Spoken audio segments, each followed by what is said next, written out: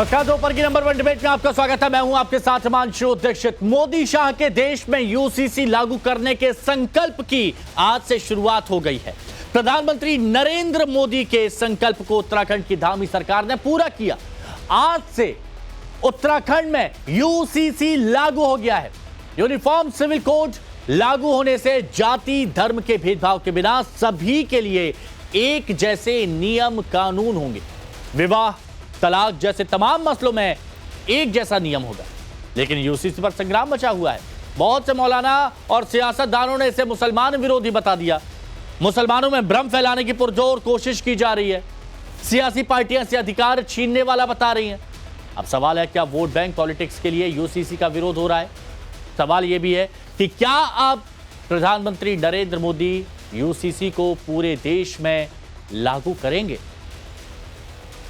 तो ये बहुत सारे सवाल हैं और इन सवालों के जवाब जानने की कोशिश करते हुए मेहमान हमारे साथ में जुड़े हुए हैं। हमारे साथ में अमितोष पारिक जी, विश्व हिंदू परिषद से प्रवक्ता, जुड़े हुए हैं। हमारे साथ में मौलाना शाहबुद्दीन रजवी साहब, ऑल इंडिया मुस्लिम जमात से जुड़े हुए हैं। हमारे साथ में अतीकुर रहमान साहब, इस्लामिक स्कॉलर, जुड़े हुए हैं।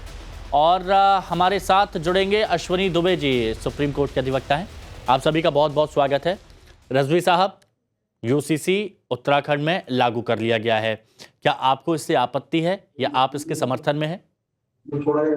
देखिए, हर वो कानून जिस कानून का शरीयत से कोई टकराव नहीं है और उसके उसूल और उसके ज़ाब्ते कहीं भी शरीयत से मुखालफत नहीं करते हैं और जो समाज को जोड़ने वाला हो और एक साथ में रखने वाला हो, खुद हमारे देश की सालमियत को और तहफ़्फ़ुज़ को बरकरार रखने वाला हो, तो ऐसे कानून का हम सम्मान करते हैं, उसकी इज्जत करते हैं। और जहाँ तक ऐसा कानून अगर कोई आता है, बनाया जाता है, जिसका टकराव शरीयत से होगा या उसकी शरीयत के उसूलों का इन्हिराफ होगा या उसकी मुखालफत होगी, तो फिर मुसलमानों को मजबूर न किया जाए कि उस पर वो अमल करें और न उन पर दबाव बनाया जाए, न उनको किसी तरीके से जो है वो ज़हनी हो या जिस्मानी हो, किसी एतबार से उनके ऊपर जो है वो दबाव न हो कि वो उसको माने। बहुत सारे ऐसे कानून हैं हमारे हिंदुस्तान में नहीं बने रजवी हुए हैं, साहब, बहुत सारे कानून हैं, लेकिन मैं एक बात जानना चाहता हूं, क्योंकि आप अध्ययन बहुत ज्यादा करते हैं, आप बहुत ज्यादा पढ़ते हैं, किसी भी चीज की बारीकी में आप उसको समझते हैं। तो जब आप यूसीसी को देखते हैं जो उत्तराखंड में लागू किया गया है, क्या आपको लगता है कि वो कहीं से भी शरीयत के खिलाफ है? देखिए, मैंने यूसीसी उत्तराखंड का मुताला नहीं किया है और मुसव्वदा उसका मेरे पेश नज़र नहीं है, तो मैं उसके बारे में कोई हतमी राय यानी आखिरी राय नहीं कह सकता हूं कि वो शरीयत के खिलाफ है। मैं इस तरीके से मैं नहीं कह सकता, इसलिए कि चूंकि मैंने मुसव्वदा नहीं पढ़ा है और जब नहीं मैंने पढ़ा है तो मैं ये नहीं कह सकता। मैं तो सीधी सीधी बात ये जानता हूं कि अगर उसमें शरीयत का लिहाज पास किया गया है, मुसलमानों के और भी दूसरे तबकात हैं, शेड्यूल्ड ट्राइब्स हैं, कबाइल हैं, आदिवासी हैं, इन लोगों का सबका लिहाज पास किया गया है, तो ऐसे कानून से कोई हर्ज नहीं है। सभी लोग उसको तस्लीम करेंगे, मानेंगे। हम तो और हम ही नहीं बल्कि भारत का मुसलमान कानून का सम्मान करता है, इज्जत करता है, एहतराम करता है। अच्छा। तो अगर कहीं कोई टकराव की बात नहीं है, कोई ऐसी पोजीशन, कोई ऐसी सूरत हाल नहीं है, तो फिर उसमें कोई दिक्कत की बात नहीं है। और अच्छा। अगर सीधा सीधा टकराव दिखता होगा और ये दिखेगा कि भाई शरीयत के इन्हिराफ है, कुरान और हदीस के खिलाफ है, तो फिर वो हमें मानने पर मजबूर नहीं न किया जाए। ओके, ठीक है, ठीक है, ठीक है। मैं और डिटेल में आऊंगा आपके पास। अतीकुर रहमान साहब, आपका क्या मानना है इस पर? लेकिन उससे पहले पुष्कर सिंह धामी इसी मुद्दे पर बोल रहे हैं, सुन लेते हैं। कमेटी के सदस्य के नाते हमारे राज्य के मुख्य सचिव श्री शत्रुघ्न सिंह जी, जिन्होंने बहुत विस्तार से मैं समझता हूं कि अभी और समय भी होता तो वो 2-3-4 घंटे अच्छे से बोलते हैं इसमें। आप सब लोगों ने ऐसा महसूस किया होगा। हमारे सभी आदरणीय विधायकगण, राज्य सरकार में हमारे सभी दायित्ववान, सभी वरिष्ठ महानुभाव और ड्राफ्ट कमेटी और नियमावली कमेटी दोनों में ही जिन्होंने बहुत परिश्रम किया। अभी शत्रुघ्न सिंह जी ने बताया, प्रोफेसर सुरेखा डंगवाल जी और मनु गौड़ जी, सच में एक बार मैंने इनसे इनसे नहीं, इनकी श्रीमती जी से, बहन जी से पूछा एक दिन कि इनका वजन इतना बढ़ गया है। मुझे चिंता हुई इनकी, मेरे मित्र भी हैं, तो उन्होंने मुझे बताया कि रात में ये 1, 1:30, 2 बजे खाना खाते हैं। तो मैंने कहा क्यों? बोले रेजिडेंट कमिश्नर का भी काम देखते हैं, उसके अलावा अनेक अन्य विभागों में भी देखते हैं। लेकिन उसके बाद भी मैं थोड़ा आज इन सब लोगों के बारे में थोड़ा बता दूं, क्योंकि आज ये हमारा ऐसा कार्यक्रम है कि सभी को जानकारी जरूर होनी चाहिए। वैसे तो आपने गागर में सागर भर दिया, लेकिन फिर भी मुझे लगता है कि मुझे भी बोलना चाहिए। तो इन्होंने भी जो है, चाहे हमारी इस कमेटी से संबंधित अनेक मीटिंगें दिल्ली में हों, पूरी कमेटी को उसका संयोजन करके सबको एक स्थान पर लाना हो, अनेक काम इन्होंने। और कमेटी के बारे में बता रहे थे, यूसीसी के बारे में यहाँ पर जिक्र किया जा रहा था। अतिकुर रहमान साहब, सवाल आपसे है कि यूसीसी जो लागू किया गया है, आप इसके पक्ष में हैं या विरोध में हैं? आपको क्या लगता है, ठीक है, जरूरत थी? हिमांशु जी, हम ये मानते ही नहीं कि ये यूसीसी है। अच्छा, इसमें यूनिफॉर्म सिविल कोड की जो बात करी, यूनिफॉर्मिटी तो है ही नहीं। दूसरी इंपॉर्टेंट एस्पेक्ट जो उत्तराखंड के सिविल कोड में आया है वो ये है कि भाई आप मुसलमानों को भूल जाइए, मैं मुसलमानों की बात ही नहीं कर रहा, क्योंकि ये मुसलमान यूनिफॉर्म सिविल कोड जैसे ही आप बताते हैं कि मुसलमानों को शादी ब्याह कैसे करना चाहिए, हमारी प्रॉपर्टी के अंदर किस तरह से डिस्ट्रीब्यूशन करना चाहिए, हमारा अंदरूनी मामला है, तो मुसलमान तो इसको कभी भी फेवर करेंगे नहीं। सवाल ये होता है हिमांशु जी, क्या ये यूनिफॉर्म सिविल कोड जो कहलाया जा रहा है उत्तराखंड का, वो सुप्रीम कोर्ट के पैरामीटर्स पे खरा उतर रहा है कि नहीं उतर रहा है? सुप्रीम कोर्ट ने क्लियर गाइडलाइंस दी है कि वी नीड अ यूसीसी जो जेंडर जस्टिस और जेंडर इक्वालिटी पे आधारित है। अब आप बताइए, ऐसा यूसीसी उत्तराखंड में लाया जा रहा है जहां पर युवक और युवती को इन्फॉर्म करना पड़ेगा गवर्नमेंट को कि वो शादी क्यों करना चाहते हैं, कब करना चाहते हैं, कैसे करना चाहते हैं। पेरेंट्स को इन्फॉर्म करना पड़ेगा। क्यों भाई? अगर वो बालिग हैं तो उनकी मर्जी है ना। आप पूरी दुनिया में ऐलान करके शादी क्यों करवाना चाहते हो भाई? ये कैसा यूसीसी है? ट्राइबल्स को बाहर क्यों रखा गया है? नहीं, शादी से जुड़े किसी मसले में कहीं कोई परिवर्तन नहीं। जैसे शादी होती है ये किसी भी धर्म में, वैसे आप कर सकते हैं। माता पिता अगर चाहें संबंध करें। अब ये थोड़ी ना कि सुनो सुनो सुनो मैं इससे शादी करने वाला, ये सारी चीज थोड़ी ना हो रही है उसमें। नहीं, और एक बात से मुझे आपकी आपत्ति, आपने कहा कि अंदरूनी मामला है, कोई किस तरह से कानून को लेकर और उसमें फेवर नहीं करेंगे। तो ये अंदरूनी मामला कहां से आ गया? अगर किसी की शादी, किसी का तलाक, सबको एक जैसा कानून मिलता है, तो यहां पर मेरा तेरा क्या? हिमांशु जी, मैंने अंडरलाइनिंग फैक्टर बताया, वो आपने मेंशन नहीं किया। सुप्रीम कोर्ट ने क्लियर गाइडलाइंस दी है कि gender justice and gender equality के बेस पर आप यूसीसी बनाइए। अब आप जब ट्राइबल्स को इससे बाहर रख रहे हैं तो ट्राइबल वुमेन के कोई राइट्स नहीं है। ट्राइबल वुमेन के राइट्स को कोई भी यूसअप कर सकता है, उनको खंडित कर सकता है।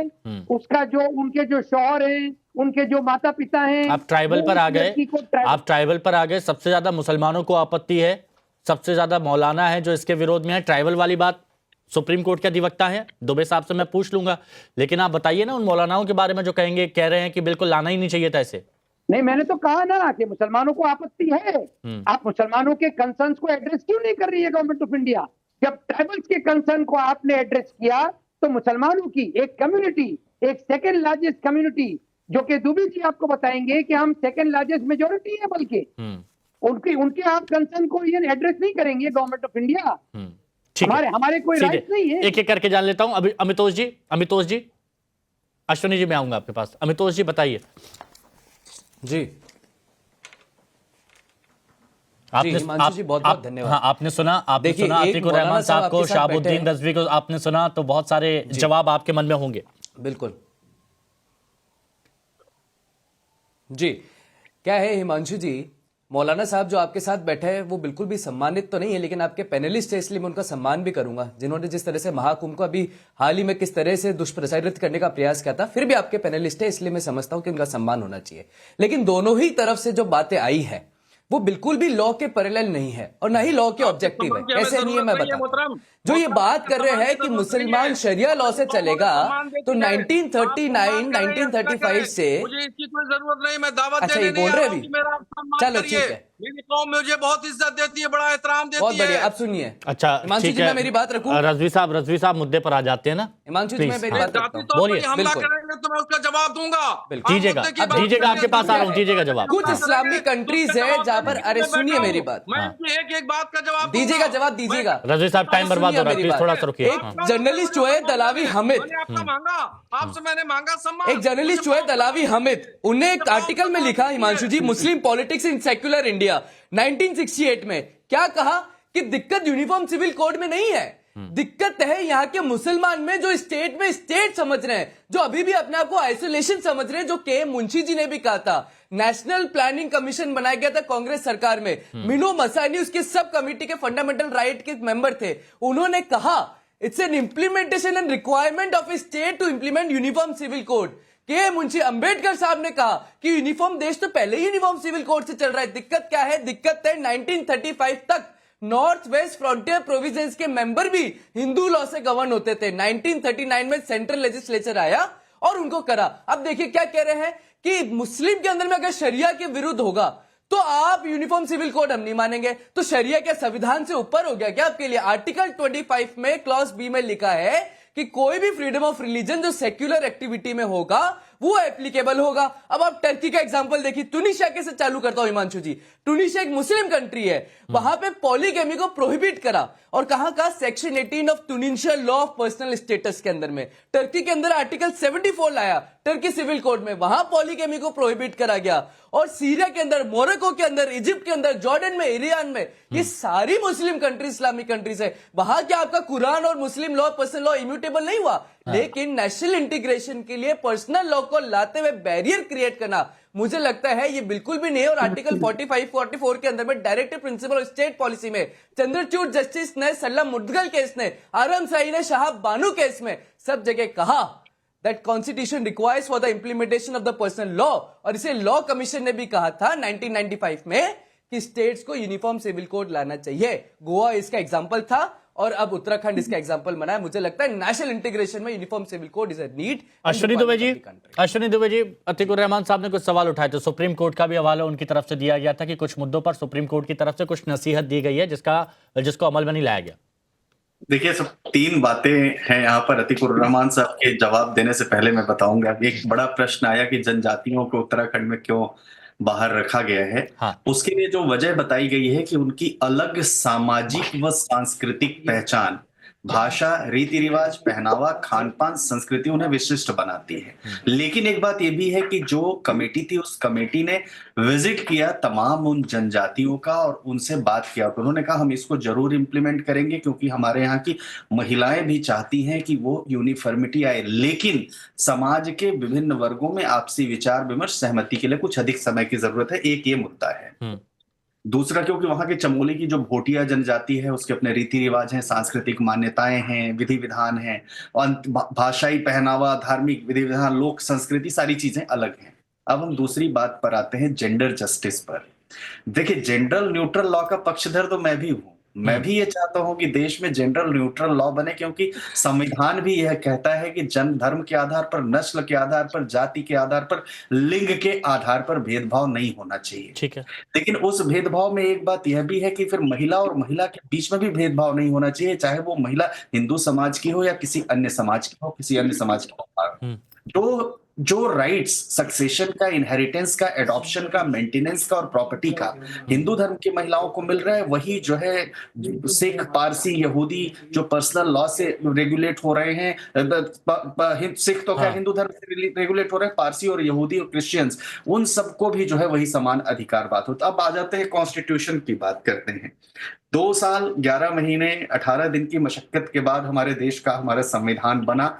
389 कॉन्स्टिट्यूएंट असेंबली के मेंबर्स थे। बड़ी जोर की डिबेट चली उसमें, और ये चला कि लॉ डिराइव्ड फ्रॉम पार्लियामेंट और कॉन्स्टिट्यूशन और कॉन्स्टिट्यूशनलिज्म और कॉन्स्टिट्यूशन से डिराइव्ड लॉ इस देश में क्यों नहीं होने चाहिए। तो उस समय जो विभिन्न और धर्मों के लोग थे, जो लोग यूसीसी के खिलाफ थे, उन्होंने जो है उस समय उस बात पर सहमति नहीं जताई, और चूंकि संविधान को लागू करना जरूरी था, हाँ, और इसीलिए आप देखिए कि article 44A directive principles of state policy में यह बात छोड़ी गई कि state shall endure to make uniform civil code for its citizens. अच्छा। यानी हर राज्य को, एक बात उसमें उसी में छोड़ा गया, हर राज्य को वो अधिकार है कि वो यूनिफॉर्म सिविल कोड अपने यहाँ लागू करे। अब सरला मुद्गल की बात अमितोष ने कहा बिल्कुल सही है, सरला मुद्गल के केस में भी इस बात कर रही। सुप्रीम कोर्ट ने कई बार, जस्टिस बोबडे ने कम से कम अपनी 3 लीडिंग नहीं, क्योंकि बार बार एक बात कही जाती है ना दुबे साहब, बार बार एक बात कही जाती है कि शरीयत से ऊपर नहीं रख सकते, शरीयत से हम ऊपर नहीं रख सकते। कानून, अगर देश धर्मनिरपेक्ष है तो कानून धर्मनिरपेक्ष क्यों नहीं होना चाहिए?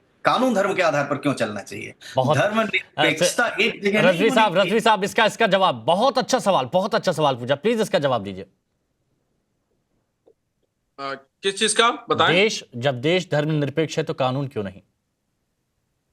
देखिए, अब जहां तक ये बात कहते हैं कि शरीयत से ऊपर जो है वो कानून, या कानून से ऊपर शरीयत, जो इसकी बात करते हैं, इसको मोटे तौर पर ऐसे समझिए कि जैसे एक मिसाल देकर मैं आपको बता रहा हूं कि एक बीवी है और एक माँ है।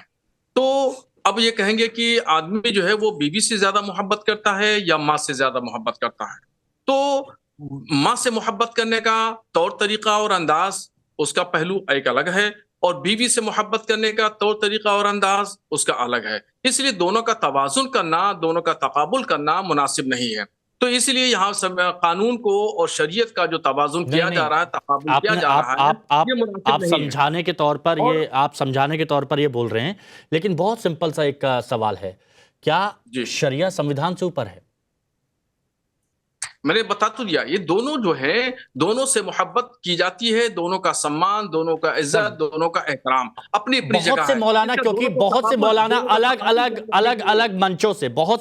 अलग अलग मंचों से कहते हैं कि ये देश संविधान से चलेगा, ये देश संविधान से चलेगा। तो हम ये कह सकते हैं ना कि ये देश संविधान से चलेगा, शरिया से नहीं चलेगा, और यहां पर तो सबको एक ही चीज लागू होनी। हम भी आपकी इस बात की तायीद करते हैं, हम भी इस बात की, आपकी बात की तायीद करते हैं कि ये देश संविधान से चल रहा है, चलता आया है, और इंशाल्लाह आइंदा 500 साल तक जो है ये देश संविधान के ही मातहत चलेगा। क्योंकि ये सवाल उठा था, बहुत से लोगों ने ये सवाल पूछा था कि बौद्ध, जैन, पारसी, इनमें से किसी को कहीं कोई आपत्ति नहीं हो रही, लेकिन कुछ मौलाना है जो आपत्ति कर रहे हैं। मैं फिर बोल रहा हूं कि कुछ मौलाना जो लगातार इस पर आपत्ति जता रहे हैं। अतीकुर रहमान साहब इस पर कुछ कहना चाह रहे हैं, उसके बाद अमितोष जी के पास। हाँ प्लीज। हिमांशु जी, अगर आप ये जानना चाहते हैं कि संविधान इंपॉर्टेंट है या शरिया इंपॉर्टेंट है, तो मैं छोटा सा सवाल पूछना चाहूंगा हमारे 2 पैनलिस्ट। जी सर। समझा दीजिए देश को कि अमित शाह जी ने सबरीमाला मामले में ये क्यों कहा कि आस्था के मामले में अदालतों को इंटरफियर नहीं करना चाहिए। क्या ऊपर हो गया? कानून ऊपर हो गया या धर्म ऊपर हो गया? अमित शाह जी का वक्तव्य है ना, ये कौन समझाएगा? क्यों मुसलमानों से हमेशा पूछा जाता है शरिया के मामले में। अरे मैं आपसे अंडरलाइनिंग फैक्टर बता रहा हूं यूसीसी का, किसी भी महिला को प्रताड़ित करने का ना किसी मौलाना को हक होना चाहिए, और ना किसी हिंदू को हक होना चाहिए, ना किसी पारसी, ना किसी सिख को हक होना चाहिए। नहीं सर, यहाँ पर हिमांशु सवाल ये है। नहीं रहमान साहब, देखिए आप बहुत मतलब बारीकी के साथ हर एक बात को रखते हैं। उत्तराधिकार में लड़कियों को लड़कों के बराबर अगर हिस्सा मिल रहा है, जो शायद पहले नहीं था, तो ये ठीक है। आप मतलब कुछ अच्छी बातें हैं ना जिसको आप सुन सकते हैं। हाँ, मैं अच्छी बातों का समर्थन कर रहा हूँ। दुबे जी सर, तलाक और निकाह वाले मामले में भी आप चाहते हैं ना कि थोड़ा बहुत अगर बदलाव हो तो अच्छी बात है, कुछ कुरीतियां दूर होंगी। हिमांशु जी, जो शरिया के अंदर अगर किसी भी मुसलमान औरत को उसके राइट्स का वायलेशन हो रहा है, तो मैं पूरी तरह से हमारी सरकार को खुली छूट दे रहा हूं कि आप उसके राइट्स को प्रोटेक्ट करिए under a secular uniform civil code. हाँ। अब आप मुझे ये बताइए दुबे जी कि जिस तरह से एक मुसलमान लड़की को बाप की जायदाद में से भी हिस्सा मिलता है और शौहर की जायदाद में से भी हिस्सा मिलता है उसका मेहर शादी के वक्त, क्या हिंदू लेडी को भी ये राइट अवेलेबल होगा? I am for it. आप जाइए, यूनिफॉर्मिटी लाइए, मैं मना नहीं कर रहा हूं, लेकिन दुबे जी आपसे सवाल है तो आप ही जवाब दे दीजिए। मैं पहले एक बात के जवाब दे देता हूं। देखिए, अभी इन्होंने एक रेफरेंस दिया देश के होम मिनिस्टर का, मैं वो तो बीजेपी और गवर्नमेंट के स्पोक्स पर्सन, इसलिए पॉलिटिक्स रखी नहीं आज। हाँ। मैं सबरीमाला की बात करता हूँ, उसको कि कानून का विद्यार्थी हूँ, सुप्रीम कोर्ट में मैटर चला है। उपासना का अधिकार और संपत्ति का अधिकार, एडॉप्शन का अधिकार, इनहेरिटेंस का अधिकार अलग अलग है। पूजा मैं कैसे करूंगा, पूजा की क्या मान्यताएं होंगी, और अतीकुर रहमान जी की उनकी रिलीजियस ऑब्जर्वेंसेस को परफॉर्म करने की क्या मान्यता, इस पर कोई कहीं इंटरफेरेंस नहीं कर रहा। सबरीमाला अच्छा जवाब। पूजा का विषय है, सबरीमाला इनहेरिटेंस का विषय नहीं है। सबरीमाला किसी उसका नहीं, वहां पर जो महिला एक बाल ब्रह्मचारी है, वो वहां महिलाओं को जाने की इजाजत नहीं है। महिलाएं कहती हैं कि हमारे पति और हमारे बच्चे जो है हमारी विशेष को लेकर के जाते हैं। वो पूजा करने का अधिकार हुआ, पूजा करने का अधिकार। और किसी को अधिकार देना संपत्ति में, इनहेरिटेंस में, एडॉप्शन में, सक्सेशन में, 4-4 विवाह नहीं होंगे, बेटियों को समान अधिकार मिलेगा, वो एक अलग विषय होगा। बहुत अच्छी बात आपने कही। अब एक बात अमितोष जी, बस 1 मिनट रुकिएगा। रिजवी साहब एक बात बताइए, अतीकुर रहमान साहब ने कहा कि अगर कहीं पर कुछ गलत है तो वो ठीक होता है, उसमें कहीं कोई आपत्ति नहीं है। तो आप जैसे ज़हीन लोग, क्या all India Muslim personal law board जो लगातार ये कहता है कि भाई यूसीसी तो एक्सेप्टेबल है ही नहीं, क्या उन लोगों को कम से कम इतना समझाएंगे कि आप एक बार देखो, तो अगर आपको कहीं पर कुछ लगता है तो आप सुझाव दीजिए, मशवरा दीजिए, लेकिन टोटल विरोध करना, सभी मुसलमानों को एक संदेश देना कि यूसीसी आएगा, आपकी धार्मिक आजादी आपसे छीन ली जाएगी, ये तो गलत है ना? नहीं, टोटल विरोध तो मुनासिब नहीं है। अगर कोई अच्छी चीज है और अच्छी चीज गवर्नमेंट लागू करना चाहती है तो उसको कबूल करना चाहिए। तो आप कई मौलानाओं को यह बात समझाएंगे, संदेश देंगे? शाहबुद्दीन रजवी साहब जाएंगे?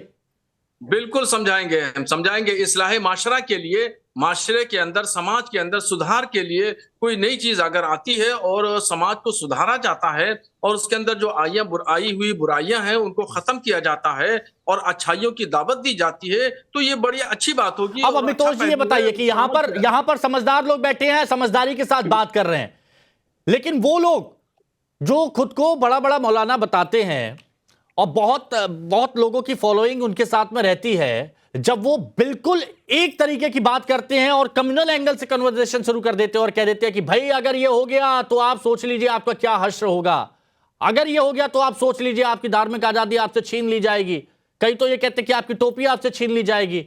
वो क्यों होता है, उसके पीछे की वजह क्या है?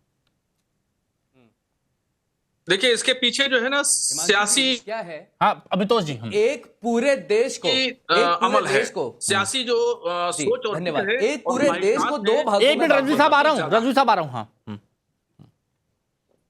हाँ अमितोष जी धन्यवाद हिमांशु। एक पूरे देश को 2 भागों में बांट दिया गया, और जब 2 भागों में बांट दिया गया तो पूरे धर्म और मजहब के नाम पर 2 जनों में बांट दिया गया। एक को डराया रखा कि जिससे वो ग्रोथ ही नहीं कर पाए। और हिमांशु जी, जब मैं ये कहता हूं कि डराया रखा और ग्रोथ नहीं कर पाए, उसका रीजन ये है कि एक कम्युनिटी से आने वाला व्यक्ति इतना पिछड़े रह गया कि उसकी एजुकेशन रेट जो है वो 23% से भी नीचे रह गई, ST/SC कैटेगरी से भी। और ये क्यों हुआ कि अगर डराएंगे तो राजनीति करेंगे। देखिए क्या हुआ, वक्फ के अंदर में अमेंडमेंट आया, जब अमेंडमेंट आया तो उसमें ट्रांसपेरेंसी की बात करी गई। शिहा और सुन्नी में भी सबसे ज्यादा अहमदी थे जो लेके जा रहे थे कि भाई हमारी प्रॉपर्टी जो है वक्फ के नाम पर एंक्रोच कर ली गई है, और क्या कह दिया गया कि आपसे आपकी प्रॉपर्टी छीन ली जाएगी, आपसे आपका हक छीन लिया जाएगा, इस तरह का आपकी रूह कपा दी जाएगी, इस तरह की बातें कही गई। अब आप देखिए कि एक ऐसी इस्लामिक कंट्रीज है जहां पर डेवलपमेंट के नाम पर शरिया को मॉडिफाई करा जा रहा है, और मैं कह रहा हूं तर्कों के आधार पर। तुर्की और अल्बेनिया में शरिया लॉ को मॉडिफाई करा गया, यूनाइटेड अरब एमिरेट्स के अंदर में ट्रिपल तलाक को प्रोहिबिटेड करा गया, मतलब शरिया लॉ अमेंड हुआ। ऐसी इस्लामिक कंट्रीज में शरिया लॉ को अमेंड कर दिया जाता है। इंडोनेशिया हो गया, टर्की हो गई, तुनिशिया हो गया, अल्बेनिया हो गया, उज्बेकिस्तान हो गया। क्यों? क्योंकि डेवलपमेंट की बात करी गई, वहां पे इस तरह की भावना नहीं भड़काई गई, वहां पे इस तरह का प्रोपेगेंडा नहीं करा गया। लेकिन हिमांशु जी देखिए, एक बहुत बड़ा पॉइंट है, यूनिफॉर्म सिविल कोड आने से एक बहुत बड़ा बेनिफिट होगा। मैं बताता हूं क्या होगा। मुस्लिम लॉ के अकॉर्डिंग कोई भी निकाह वैलिड नहीं होता। जो अभी मुस्लिम लॉ की बात कर रहे थे, जब तक वो ईमान नहीं लिया, दैट मींस आप जब तक कन्वर्ट नहीं कर लेते तब तक वो निकाह वैलिड नहीं होगा। स्पेशल मैरिज एक्ट 1954 का मिसयूज करा जाता है। सेक्शन 4 क्लॉज डी में कहा जाता है कि अगर कोई भी पर्सनल लॉ प्रोहिबिट करते हैं किसी भी रिलेशनशिप को, तो वो निकाह या शादी वैलिड नहीं होगी। क्या हो रहा है, आज एक मुस्लिम युवक एक हिंदू युवती को बहला फुसला के उसके साथ शादी करता है, किसमें? स्पेशल मैरिज एक्ट में। वहां शादी वैलिड नहीं होती। अच्छा। फिर उसको क्या करना पड़ता है? धर्म को परिवर्तन करना पड़ता है। क्यों? क्योंकि कुरान में उस शादी को सही बताना पड़ता है। इस तरह से रिलीजन कन्वर्जन होते हैं, उन रिलीजन कन्वर्जन को रोका जाएगा, सबको यूनिफाइड और इक्वलिटी का राइट दिया जाएगा, सबको नेशनल इंटीग्रेशन दिया जाएगा। इसी के साथ बताया जा रहा है कि कैसे कैसे एक रिलीजन कन्वर्जन को आप रोक सकते हैं पर्सनल लॉ के नाम पर। और इसीलिए हामिद ने 1995 लॉ कमीशन ने, भारत के नेशनल प्लानिंग कमीशन ने बार बार आर्टिकल 44 को कहते हुए कहा कि यूनिफॉर्म सिविल कोड को लाया जाए, नेशनल इंटीग्रेशन शाहबुद्दीन रजवी साहब, रजवी साहब, वो चर्चा हो रही थी कि Pakistan, Iraq, Iran, Yemen, Saudi Arabia सब जगह यूसीसी लागू है, तो सिर्फ उत्तराखंड से अगर इसका दायरा पूरे देश में बढ़े तो कोई आपत्ति नहीं? देखिए, अभी जो मोहतरम बता रहे थे, पूरी दुनिया का नाम ले रहे थे, उनको ये समझना चाहिए कि हमारा देश एक जमहूरी मुल्क है। हाँ। और जमहूरी मुल्क में और दूसरे देशों में तुर्की, सऊदी अरब वगैरह वगैरह, ये एक इस्लामी देश हैं और वहां पर वो मजहबी मुल्क है। उनका जो अकीदा और मजहब और मसलक है वो एक बुनियादी है, वही ढांचा है, वही संविधान है उनका। और जो हमारा देश है वो हमारा देश जमहूरी मुल्क है, और यानी जमहूरी का मतलब सेकुलर का मतलब कोई मजहब नहीं। तो ये कोई मजहब नहीं, लेकिन कानून के मामले में तो होता है ना, तो कानून के मामले में तो होता है ना, कानून के मामले में हो जाता है। और कानून के मामले में जब मैं आपसे पूछता हूं कि क्यों कानून धर्मनिरपेक्ष क्यों नहीं होता, तब वो आप बोलते हैं कि एक माँ एक बीवी दोनों का प्यार करने का तरीका अलग है। तो ये गलत बात है, ये गलत बात है कि यहाँ जमहूरियत दिख गई, कानून के मामले में नहीं। कानून के मामले में आप उदाहरण देते हैं कि दोनों से मोहब्बत करने का तरीका अलग है। चलिए, ये गलत है, ये इस पर थोड़ा सा क्लैरिटी होनी चाहिए। बहुत बहुत शुक्रिया सभी का हमारे साथ जुड़ने के लिए, चर्चा में शामिल होने के लिए।